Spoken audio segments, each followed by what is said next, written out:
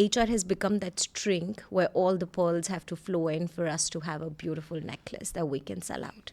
So you need to involve HR in every single thing, and especially when it comes to business. And as one of the positions that I have had in Kraft Heinz as a head of talent acquisition, I would say that was one of my biggest strengths that I had brought to the table when I was hiring senior leaders. It's the first window that matters. It's the first interaction that either impresses or just takes away the talent from the organization. So the better and the more prepared your talent acquisition team is to answer and to know what's happening in the business and to know what's happening in the environment of that industry, it just makes the conversation so much more interesting. And you learn. With every candidate, there's so much of learning that happens for the talent acquisition person as well.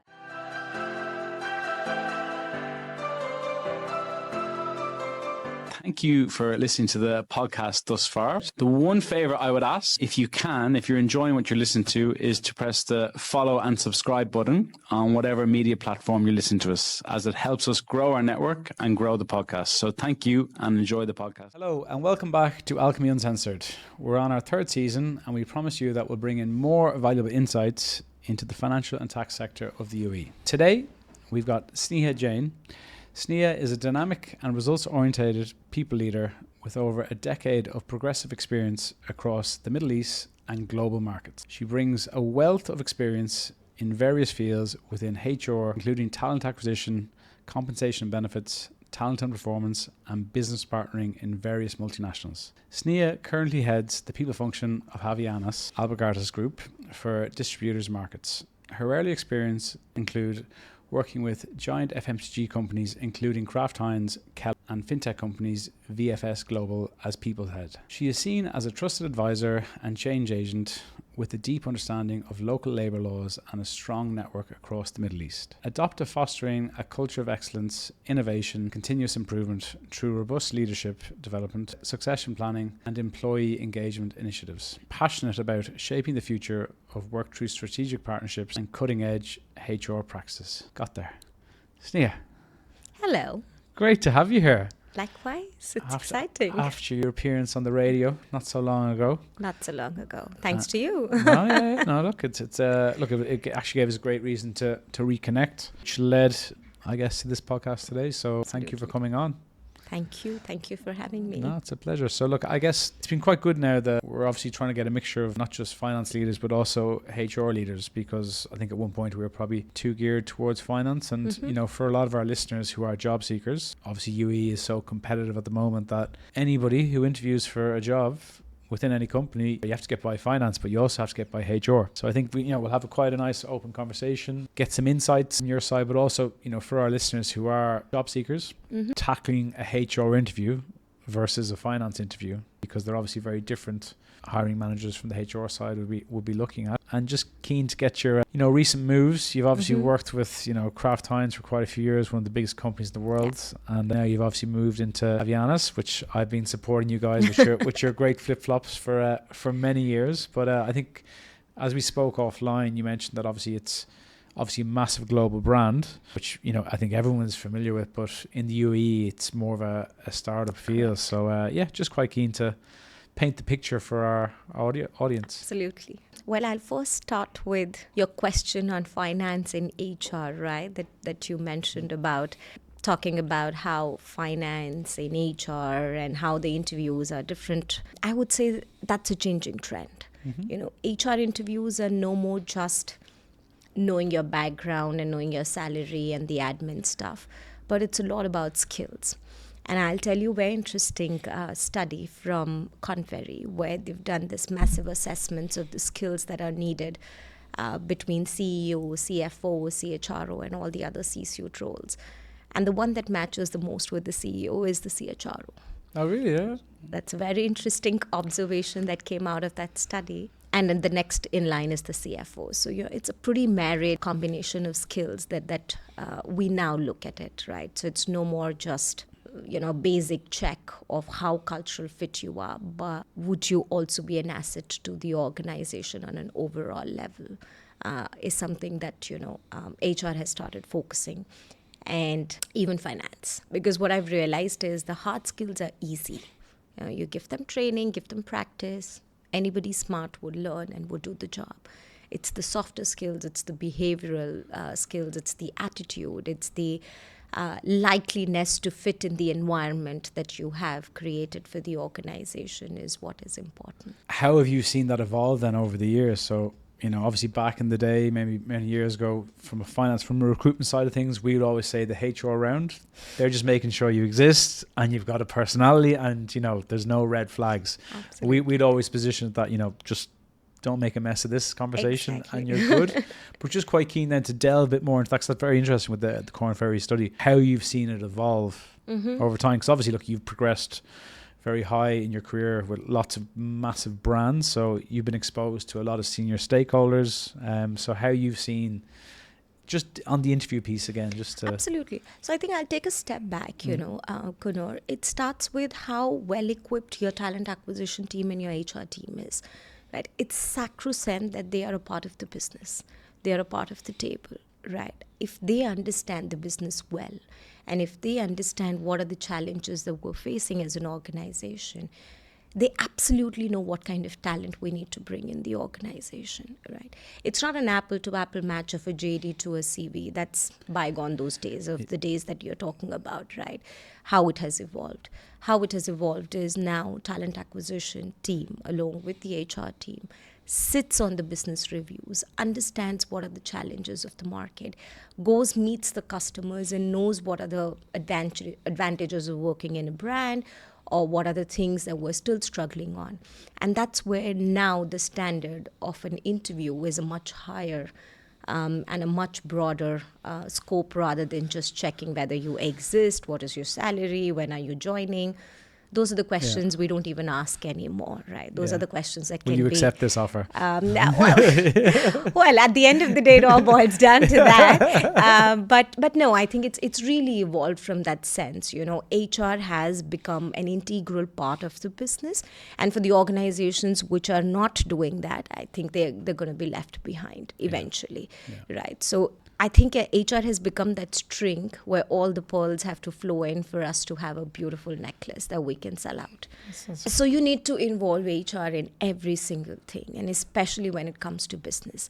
And as one of the positions that I have had in Kraft Heinz as a head of talent acquisition, I would say that was one of my biggest strengths that I had brought to the table when I was hiring senior leaders. It's the first window that matters. Yep.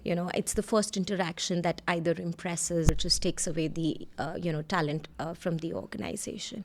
So the better and the more prepared your talent acquisition team is to answer and to know what's happening in the business and to know what's happening in the environment of that industry, it just makes the conversation so much more interesting.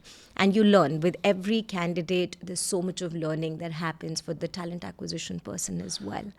So I think that's the evolution that I have seen over the years, and that's where I would want it to head as well. And then just more giving some nuggets for our listeners. Maybe if someone's interviewing with you tomorrow, this might help them. But for listeners that are coming into the region who are interviewing at the moment, what sort of things now are being asked in these sort of interviews, which has evolved over time? Mm-hmm. So look, first of all, of course, they should be very thorough with what they have done in their life. And if I were to ask scenario-based questions, one of the important questions that I always ask is your achievement. And then I would want to understand what has gotten him to say that's his achievement or her achievement, right? So it's more about in-depth understanding of your own work. I'm not expecting a person to know everything about my organization at this point in time. But then the next question that I would ask is the industry knowledge, what the competitors are doing. If it's from the similar industry or a similar background, then I would want to deep dive into it. Want to ask more generic questions about the industry. And this is more to understand how intelligent a person is or how smart a person is. I'm not judging whether the answer is a right or wrong, or whether he stated a right stat or a wrong stat. I wouldn't know it either, right? But it's important how the person is connecting those dots and has a broader view not just very narrow down to, okay, I'm supposed to be an ARAP and my job is just to do It's understand the current affairs of the business, what's understand happening. about the current affairs, understand about the industry. There's so much happening in the world. Have that general understanding, connect those dots of what's the future of the organization could be. Whether are we going to have a tough time in the future, or is it going to make life easier for us, just as a knowledge, and those are the conversations that I like to get involved into, and not just, give me your CV, let's go through what's your achievement, not just that, because at the end of the day, if someone comes from a certain brand, I trust the brand and I trust the learning process of that brand. So I wouldn't want to, kind of scroll down into, okay, as a talent manager, what did you do? As a talent acquisition head, it's an evolution of the roles that you do in the organization. And one thing that I feel as an HR is to bring the people that match the vibe, and then it kind of creates a more vibrant workplace. So as an HR, I always feel the job is not just creating a workforce, but creating a workplace as well, which kind of then marries together for the organization to be ready to go ahead and make business. At the end of the day, it's about money. Business Everything needs is to about money. generate. Business needs to generate money, and we're all here for one big goal. And then, of course, there are all the other things that are coming. Obviously, now we're pushing into more HR conversations. Obviously, pretty confident we're going to have a lot of HR listeners now, which maybe haven't listened to many of our finance podcasts. But obviously, this is a HR TA-led conversation. So I've talked so much with CFOs about AI in finance. I'm sure it covers HR at some point as well. Oh, absolutely. So quite keen to delve into that. It's completely changing the workforce and the skill set that we need in the future, right? And I'm a firm believer of having the right technology and the tools and the right people, and then you have a beautiful result, right? Absolutely. I think technology is kicking in every space of HR, be it talent acquisition. We have different models now. Really, it's about equal opportunity. And it's so good that it takes away all the biases. So we have different tools, like there's one that I can name is HireView, right? We've used it in the past.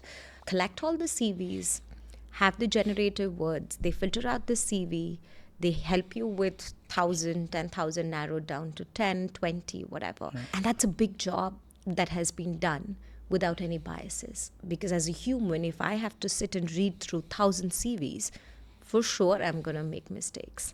And for sure by the end of it, the 10th CV that I pick up would be at a disadvantage. Correct. Right? So with AI, it just makes life so much easier. And now I don't need 20 resources. What I need is 5 talented talent acquisition professionals who can then lead the conversation of the 5 CVs that we've shortlisted through the use of AI, right? That's on the talent acquisition side. Then on the performance side, how do you want to be less biased by the managers? Again, so many systems that are available now.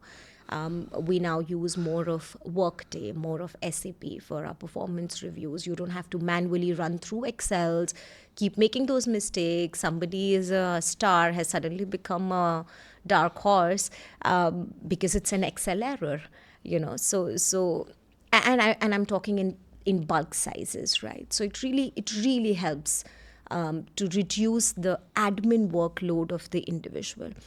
Now, having said that, there's a natural fear that I want to bring out in this room is AI going to take away jobs? I don't think so. I think it's going to create more jobs. But the kind of jobs that it's going to create are going to be different. The skills that are needed to do those jobs are going to be very different, right? And organization, government, education centers as a going trend would now have to change how to reskill and upskill their talent force. Maybe I don't need 20 people in talent acquisition, but maybe I need few more on the business partnering side, because as I said, the thread that we need to be there. We need to be there in every segment. So the roles are going to evolve with the use of technology. And again, a beautiful study that was done a couple of years ago where it said, is it the organization's processes that wins or is it the talent? And it was the processes that wins. Yeah, because with AI, and again, similar conversations with CFOs, is that if you embrace it, it's going to free up time.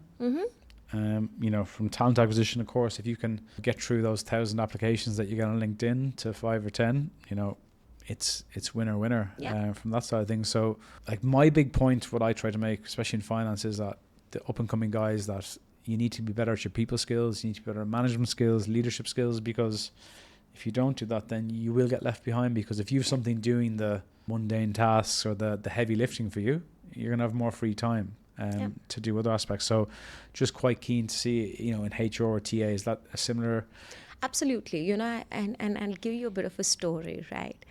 A couple of years ago, maybe many years, it was the need of survival. So whatever your boss would do, he would abuse you, he would be with, he would ask you to come at 4, you would do it because it was about survival. It was about the paycheck. You hated, but you continued working for it. Then the next was when your parents or grandparents secured you from that. The next was more about making choices, So the bosses understood that it's not about just the paycheck anymore. And now it's opposite. Like we've evolved. It's got to be more psychological. It's got to create that environment where somebody's free to share their peace of mind. I mean, how often 30 years ago would someone come and say, I don't agree with you? Yeah. And today you would see even interns would want to do that, and you need to create that environment, right? More so interns. They're your Gen Alpha. So I think it's just evolved. And so are the skills of the managers and of the leaders and of the senior executives have to, because the population that you're catering and the talent that you want to have is also evolved over the period of time.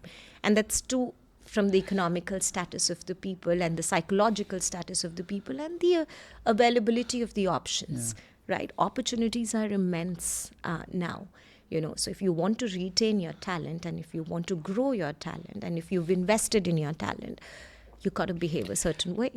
You actually mentioned the word I was about to ask you about, retaining talent. The reality is in HR or TA, when someone resigns, their boss or whoever, they have to say, maybe there's a back and forth, but ultimately you're probably the last person a lot of people speak with as they leave the organizations. Mm-hmm. In a time, obviously, Gen Alpha, Gen Z, you mentioned obviously your young son, these kids are coming up with a different They're way. absolutely confident.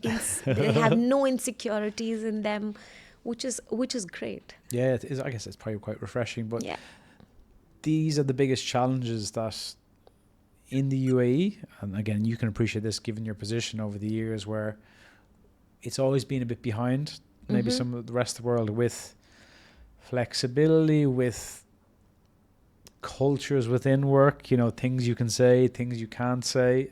Emails can be taken the wrong way here. And again, that's because we are the melting pot of so many different nationalities. It's not to say one is better than the other or anything like that, but people do business differently. And if you're in an organization where you've got 10 different nationalities between 20 jobs in a company, people's viewpoints are going to be very different. And this is a point which I think people coming into the region, someone coming from India, if they're working in India, I can be pretty confident they're surrounded by predominantly Indians in their day-to-day job.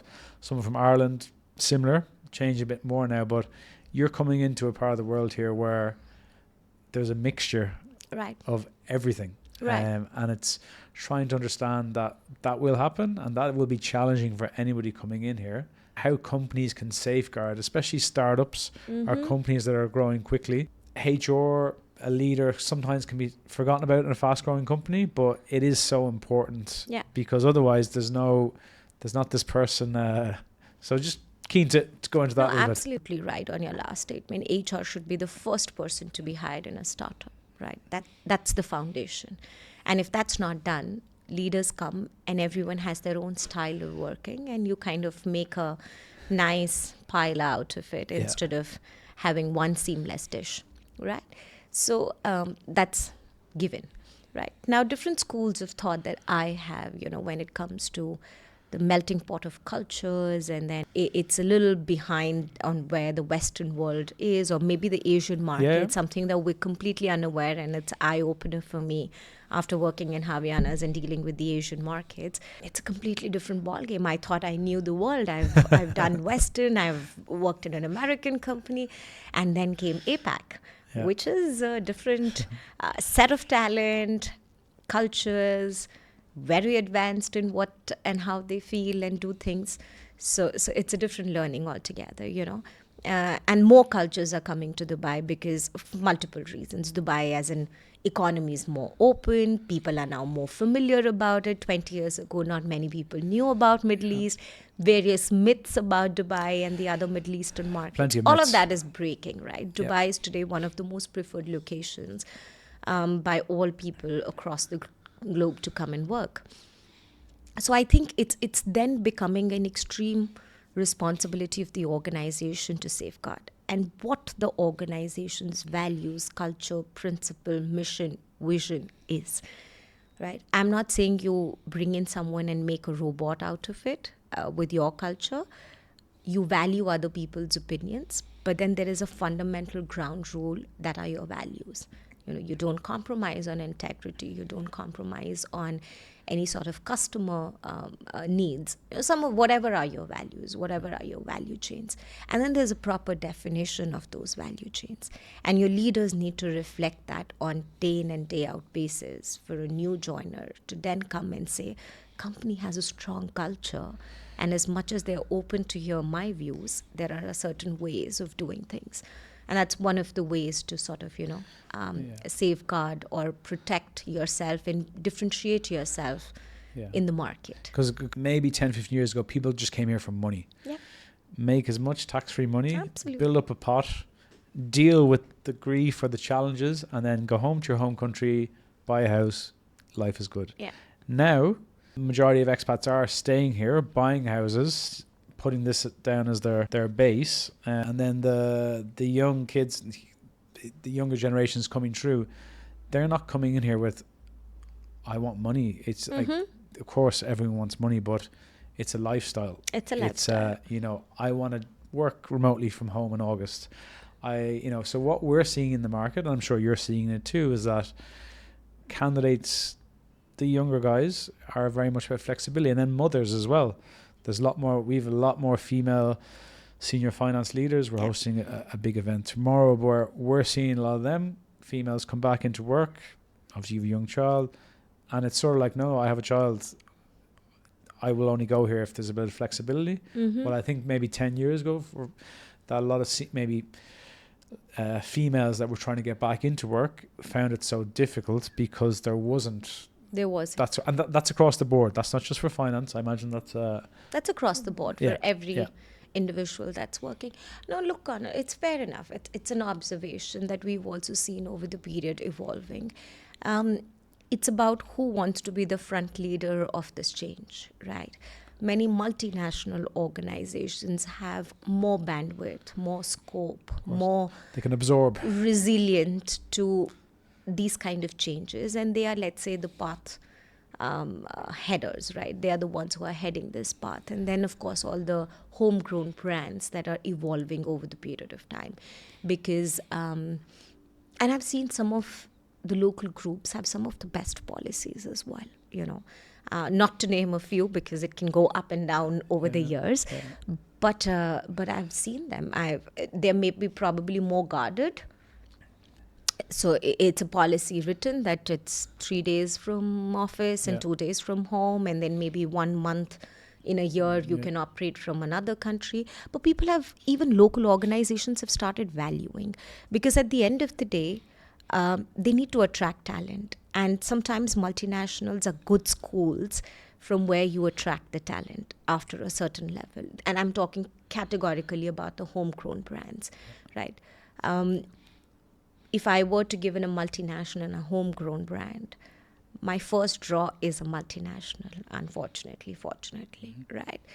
But then how does the homegrown brand then attracts this talent? Is by enhancing their policies, is by having the right people, is by being open to hearing if they like it or they don't, or what and how the workforce trends are changing, how the workplace environment is changing. It's becoming more hybrid. It's becoming more flexible. It allows people to have a coexistence of a personal and a professional life. I don't like to call the word work-life balance, but I like work-life integration. Sports is a part of my life. Work is a part of my life. raising a kid is a part of my life. All this is life, and work is also a part of this life. So it's all about how am I able to integrate it well, and how my organization is supporting in that integration. And through those open conversations, and through the market trends, and through the datas, and through these various polls and all the studies that we've done, it's happening. It may not be as fast as we thought it would be in UAE in certain markets. And that's also because UAE is a preferred location. Yeah. It's an employer's market. From a recruitment side of things, again, for our listeners out there that are not in the UAE, this is very much an employer's market. When we put up job postings and there's 4 or 5 bullet points, we'll get messages from a candidate and they'll say, I ticked 3 of the 4. Yeah. But unfortunately, in the first shortlist that the client wants, that they can get all 4. They can get all 4. And that's, I don't know if it's good or bad, but that's what it is. I cannot really pass a statement on it, but Dubai has become a place of choice. Yeah. It provides you everything. It's in the center of the globe. It's easy to travel at different places. Dubai in itself is very technologically advanced. You go to the airport, you go to a Heathrow and a Dubai airport. Yeah. I see 2 worlds exist. That's the big thing again for listeners, is that, what you touched on there, multinational versus local. The reality is, for multinational companies that are in UAE, it'll be very hard for someone outside the region to get a role within one of them unless they work for that company. Yeah. And even from a recruitment side of things, for me as a finance recruiter, multinationals, we'd love to work with them, but do we work with many? No, because they don't need us for the most part, because they have a strong brand. If a job posting goes up for a TA head or a HR head or any role within HR in a multinational, you can be rest assured hands will be going up all over the world, depending on where that where the companies are to work that role, to move for that role. So they don't need agency help. That's why for us as a recruitment, SMEs, local companies, they probably need our help because the brand isn't there, and also there's not seats all over the world where there's competent people who are trusted, are known within the business. Yeah. They're always going to stick with them. So I guess more, for our HR listeners and TA, how I perceive HR, and for people who are not in HR, some people would say I am slightly in HR, but I'm on the bad side of it. You're on the leakage side of the HR. I'm on the naughty side. My best friend's HR and TA. It's a love-hate relationship, but we get on good. We can coexist. Yeah, we can coexist, exactly. And that, for me, actually, it's quite interesting. It is very different for TA or HR people listening here. That's my biggest challenge, because recruitment agencies in UK in particular, they actually get on very well with HR and TA. Well, I do sense here, not for everyone, but there's a very much journey. There is very much, we don't want to be friends with you, and vice versa. Look, we're very fortunate. We have a great relationship, but there is not that same partnership element sometimes that I feel. And don't get me wrong, I'm sure there's reasons why there's a lot of bad agencies that that do things, speak to hiring managers behind the HR back. But I won't bore our listeners with that.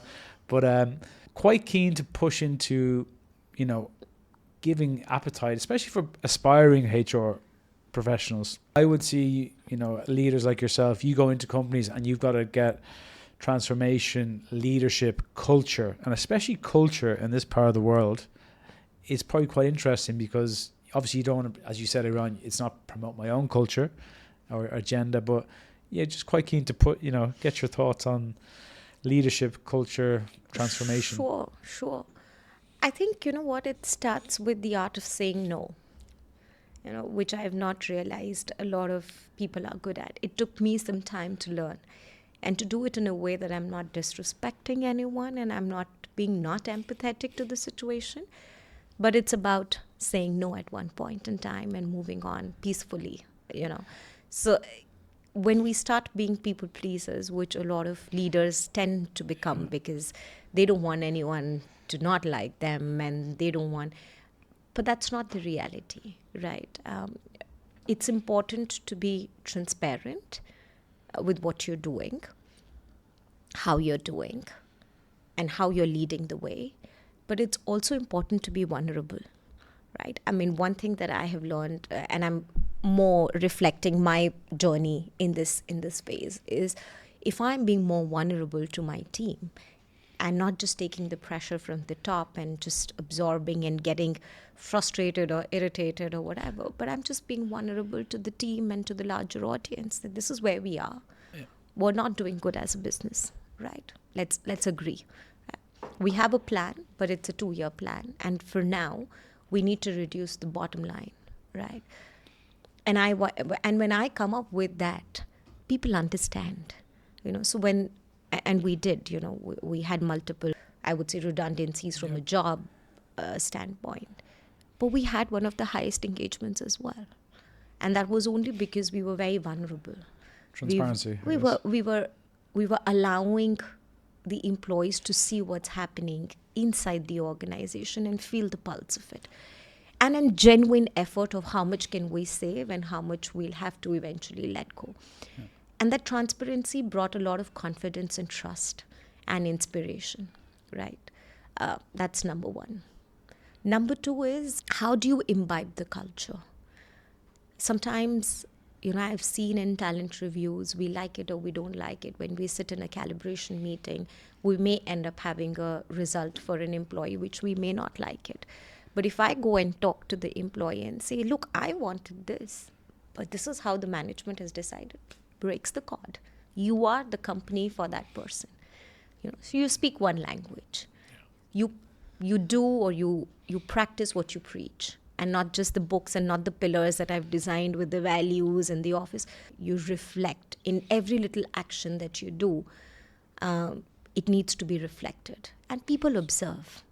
People take you as an example and start replicating the same behavior, right? So that's extremely important, that I have felt that kind of takes you to one common leadership, right?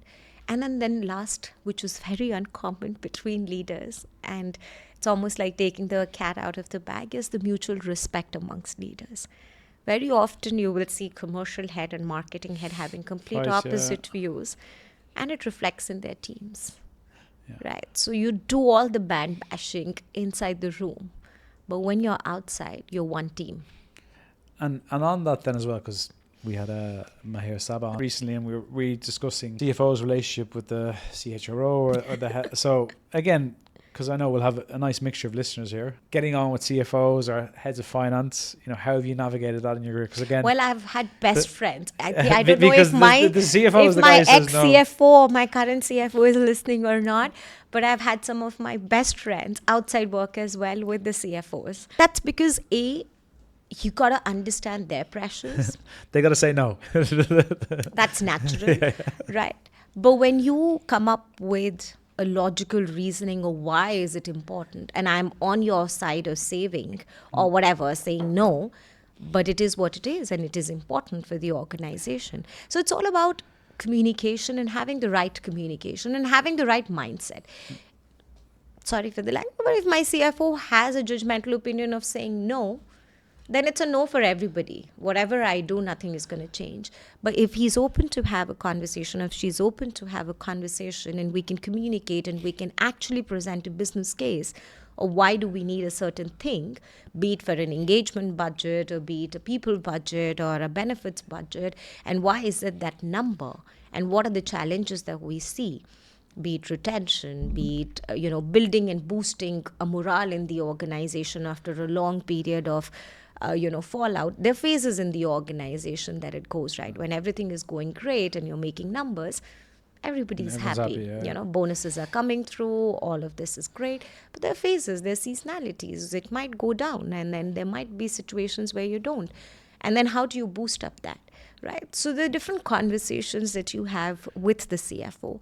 And for me, one lesson as as an HR head or as a people leader is always have the CFO with you.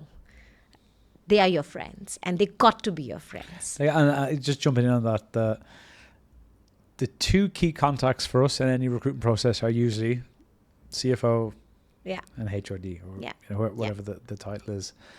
And it's interesting because obviously in a process, smooth processes are when everyone's on the same page. Is everyone on the same page? And then obviously in recruitment, everything that can go wrong does go wrong sometimes. And it usually is because these two guys are not aligned. Absolutely. And I'm sure you've seen it. And Absolutely. so I guess the question I have for you, for our listeners, for both sides, for a finance person who's up and coming, or for a HR business partner or HR manager who's in a company now and they're struggling to build that relationship with the finance lead, the CFO, how did you go about that? Was it just a case building the relationship over time, going into their office, catching up, or, was there anything?